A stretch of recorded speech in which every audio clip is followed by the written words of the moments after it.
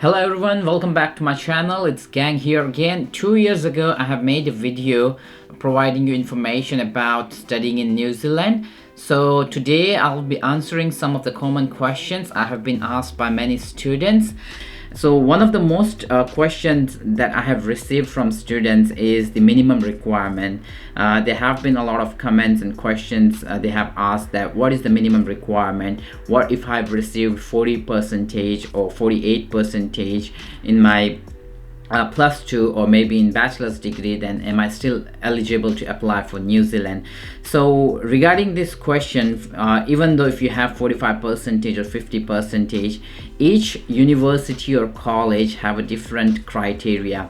So it depends on what kind of university you wanted to apply to. So if you are trying to apply some of the top university, their minimum requirement, academic requirement could be 55, 60 or maybe 70 percentage they are looking for.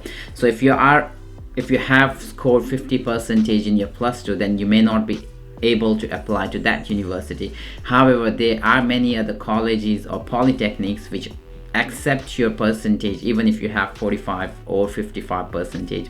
So it's all depend on the choice of university and college you wanted to apply. So yeah, even if you have 45 percentage, you still have a chance you may get an admission to the college, and after that you can still apply for your visa. So second question I receive most of the time is about the gap. Most of the students, they have been inquiring me about if I have a gap of 4 or 5 years or 2 or 3 years of gap, am I still eligible to apply for New Zealand? Yes, definitely you can apply even though if you have a gap. However, when you are writing your statement of purpose or SOP, you have to mention what you have been doing during those days, why you have a gap of 4 to 5 years. So you have to explain it thoroughly, and which convince the college and the visa officer that this was the reason of your gap and these were the things you were doing, that is why you have this gap. And if you are working or if you have any business you were running, so just put that on the statement of purpose and be genuine when you are fulfilling your gaps. So definitely, even though if you have a gap, you can still apply, but it matters how you fulfill your gaps and what were you doing those time. Okay, so the third most common question I have been asked by a lot of students is about changing the course or changing the subject. So yes, it is definitely possible to change a course from science to management, or from science background to accounting, or to the hotel management or maybe healthcare sector. So it is definitely possible. However, as I said, you have to give a reason why you wanted to change the subject, why you wanted to move from science, or why you wanted to move from let's say biology to accounting. So you have to give an appropriate reason. You have to give your future planning as well. What were you trying to do with that course? What will you achieve once you complete that course?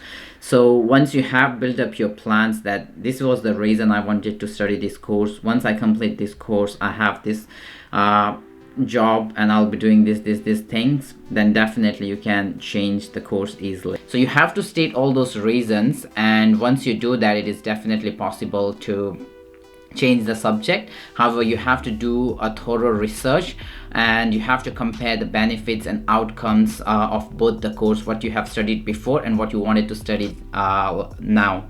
So once you do all the comparison, just state it down on your statement of purpose, and you may also need to explain it on your interview once you have with the visa officer. So most of the time what happens is why visa got rejected is not because you were a management student and you choose a different subject, but your visa got declined because you were unable to convince the visa officer why did you change your subject. So yes, again, it is possible to change the subject, but you have to give a strong reason why you wanted to change the subject and what were your future planning while studying that course. The last question I have been asked by a lot of students is about the job. What sort of job they're gonna get when they are on a student visa and how much they can earn. So legally in New Zealand, if you are on a student visa, you can work only up to 20 hours per week. During vacations and holidays you can work full-time, but other than that you are only legally obliged to work up to 20 hours per week.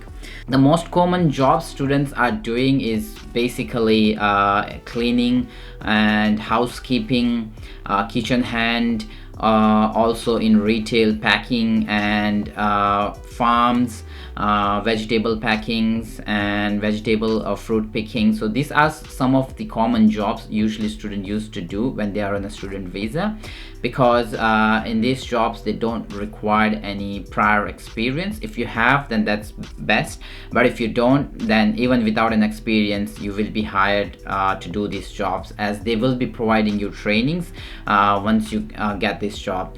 And the other most important thing is the referrals. If you have a good friends here in New Zealand, and if they refer you to a job, then that's the best way to get a job.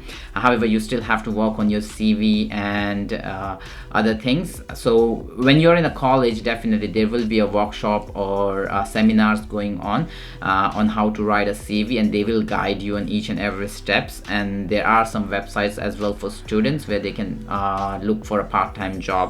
So getting a job in New Zealand is not that hard. You won't be a jobless here. And the minimum average pay scale in New Zealand is $21.20. So no matter what kind of job you are working on, you will receive a $21.20 per hour.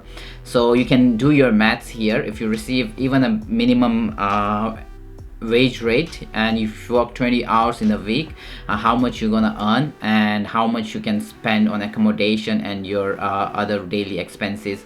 So in a rough calculation, if for your accommodation you will be paying at around $100 to $150 per week, depending on what kind of accommodation you are looking at. If you're sharing with other people, then definitely your rent will be quite cheaper. But if you're only looking for a single room for yourself, then the rent will be a bit expensive. So it's all depends on you, and the average groceries you can spend could be $40 to $50.